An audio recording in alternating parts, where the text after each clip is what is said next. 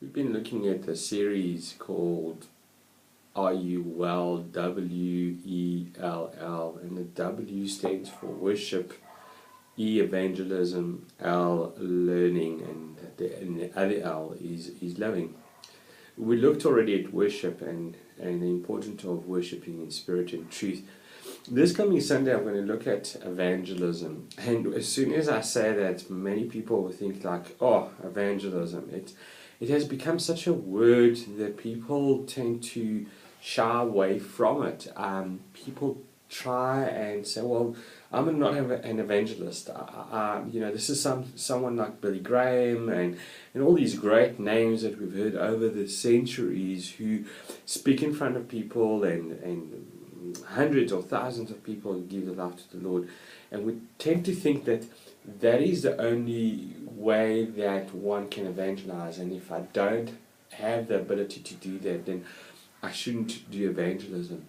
Evangelism is literally walking just across the room, finding yourself in a party, finding yourself in an environment where you notice a person is feeling a little bit out of place, and you just walk to that person, introduce yourself, ask the person for the name, and before you know it, you strike a conversation and maybe a friendship. Eventually you earn the right to speak to that person's life about Jesus Christ. So it's as simple as walking across the room, and that is a part of evangelizing. We need to realize that evangelism is really sharing that which is important to your heart. And if Christ is really the center of your life, if you say, I'm a believer and I love the Lord and He is the Lord of my life, He is my Savior, then you need to have become an evangelist. You need to share that with other people. Why is it that when we go to a nice restaurant and we see a nice movie, we don't have a problem sharing that with others?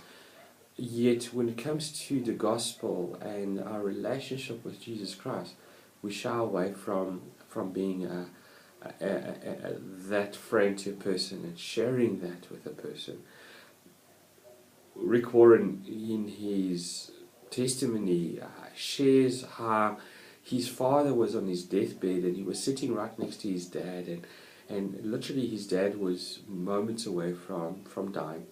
He called Rick Warren to come closer, and Rick was probably thinking, here he's going to say something profound, he's going to say something towards me, I love you, or take care of your brothers and sisters or something like that. As Rick Warren got closer to his father whispered with his last breath, one more for Jesus.